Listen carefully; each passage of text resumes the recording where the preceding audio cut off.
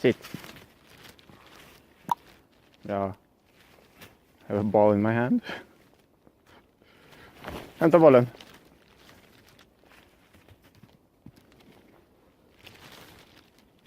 She's like, what? There was something more fun there. Alice, var är bollen? Var är bollen? Där. Alice, titta på mig. Alice, titta. Titta. Hämta bollen. Hämta bollen. Här, hämta bollen. Hämta bollen. Var är bollen? Titta bollen. Var är bollen?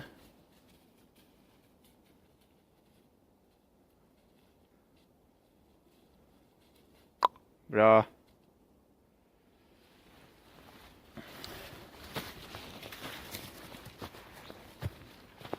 So I want to talk about my philosophy of dog training.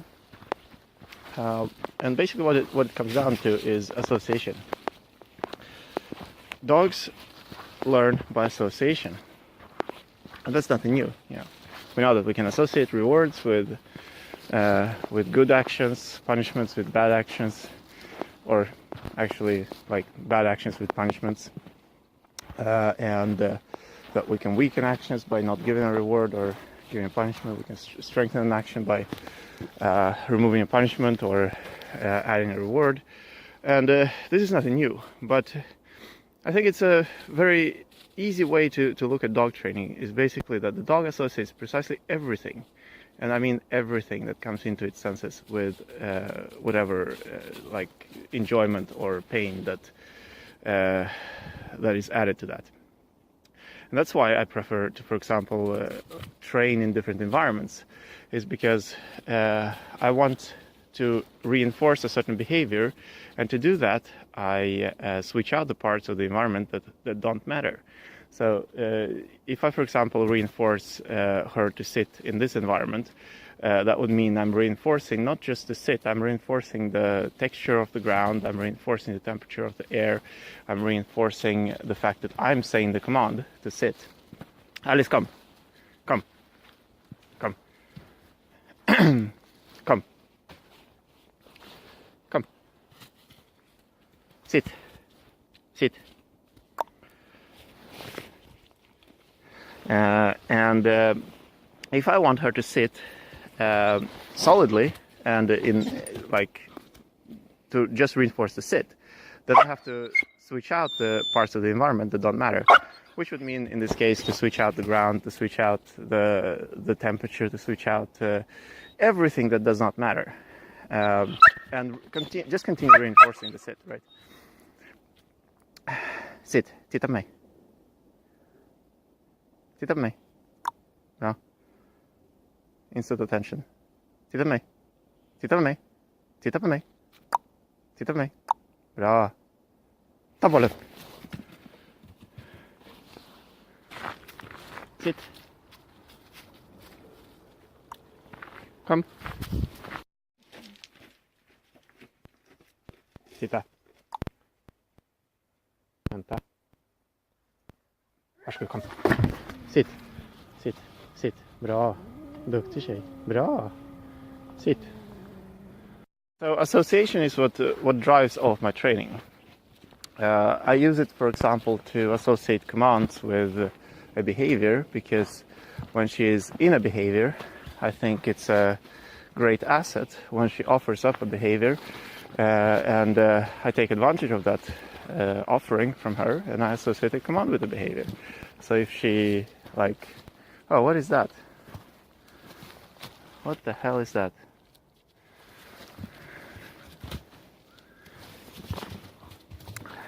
So when she, for example, barks, I can say bark, and anything that she's doing in that moment, which would be barking, but also everything else, like the environment, the temperature, whatever she's looking at, is going to get associated with the command bark. And then when I switch out the parts that don't matter, like everything else besides barking, and continue reinforcing, then I'm reinforcing barking. So the way I look at it is that whenever I reinforce everything that is happening pretty much equally. Well, possibly that anything that she's focused on is obviously reinforced more, because if she's looking at some particular object, then it's the looking at that object in particular, is going to get reinforced. But if we just think about the things that have equal focus, that like everything she's experiencing that is kind of in the field of view, in the middle of the field of view, and even like in the middle of like the field of all senses, not just the view, obviously, then I'm reinforcing those things equally. So by switching out the parts that don't matter, I start reinforcing something else which doesn't matter, and also the behavior. So I'm continuing to reinforce the behavior, and eventually it actually gets reinforced the most, that particular behavior. So then the dog learns that, okay, when I say bark, then it means bark. Okay, Alice, prata, tita, tita. Yeah, she had to find the ball. Come, Alice, come. Come, här. Alice. Alice, come.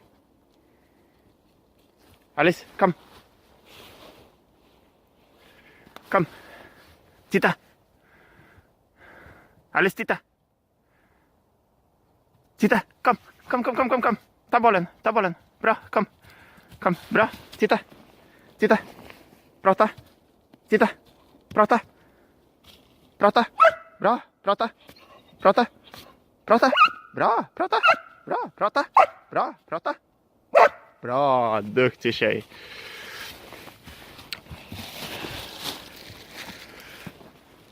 So now I was using food. Sometimes I use the ball. Sometimes I have to, switch out the environment as much as possible. If I want to reinforce barking on command, then I should be able to tell her to bark now, and she's going to bark, right?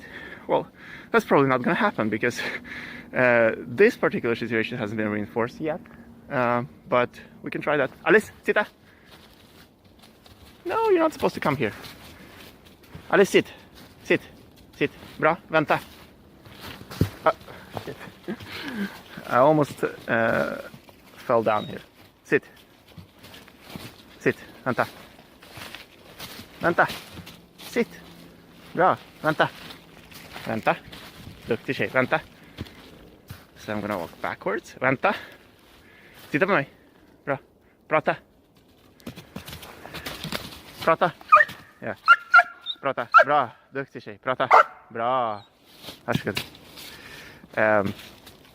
So since we've been training this particular thing, like barking, in this particular position where she's sitting close to me and barks on command, she decided that she had to come closer and then bark on command, because that's what she has been reinforced.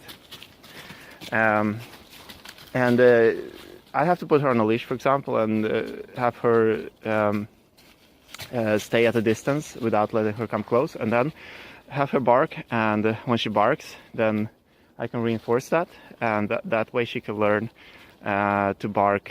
That way she can learn that the distance to me does not matter. That part of the picture is not the thing that matters. So whenever I change some part of the picture and continue reinforcing, then it would be the barking that would be that would have the higher score in terms of reinforcement than the thing that I just switched out for something else.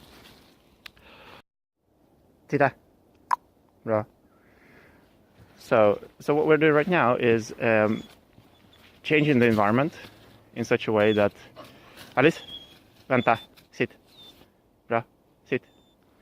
Such that we can reinforce barking on distance, but to do that we have to make sure that she cannot come close.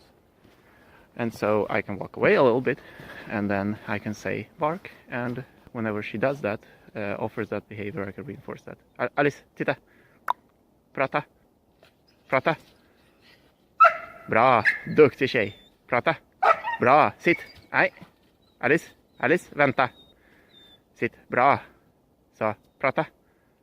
Bra. Alice, sitt. Bra. Prata. Bra. So she really wants to come close, And it's important to make sure that the environment is structured, because we have control of the environment. We can structure the environment to prevent that. And so now she learns how to comply with the command without having to come close first. Alice, prata. Alice? Alice, sitt. Bra. Prata. Bra, duktig tjej. Prata. Bra, prata. Bra, duktig tjej. Jättebra. Duktigt. Bra jobbat. Bra jobbat. Prata. Bra. Vänta, vänta, sitt. Sitt. Sitt. Bra. Vänta. Bra, bra jobbat. And I can use this theory of association in actually many different ways. For example, when I show her the ball, she anticipates that I'm going to throw the ball, because that is the next action associated with looking at the ball. If, for example, she sees another dog that she knows from before, obviously she has been it has been associated that seeing that dog then leads to playing with that dog and having fun. I can use that association to train her as well. This is a dog she's been playing with before, and it's just coming right at us. But we're gonna sit and wait. Sit. Bra. Vänta. Vänta. Vänta.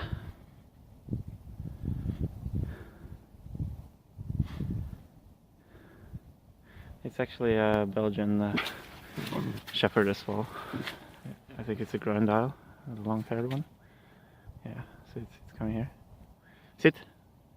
Alice, sit. Sit. Sit. Sit. Sit. Vänta. Vänta. Vänta. Vänta. Ja, vänta. Vänta. Vänta. Ja, du ska få leka. Vänta. Sitt. Bra, sitt. Ja, hej på dig. Hej på dig.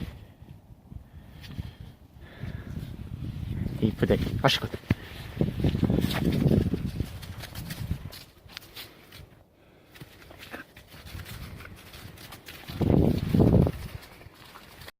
Association also explains the concept of generalization that is quite prevalent in training, which says that you should train the dog in different environments, have her sit on different terrains, just to get the sit generalized, or any other action. Well, the concept of association explains that very nicely. And it's the fact that in this big picture that the dog is experiencing, the sum of all of the senses that the dog is experiencing, you're essentially switching out the parts that don't matter. So you keep reinforcing, and in this picture, you're reinforcing both the behavior and everything else that the dog senses, and the intensity of everything else. But then when you switch out the environment, when you switch out the parts that don't matter, the behavior still gets the reward, but the environment now it's a new environment. So with that new environment, you start from zero. So essentially the behavior is continuing to get reinforced and has a higher score than the environment the dog is in. And that ultimately leads to generalization of that behavior.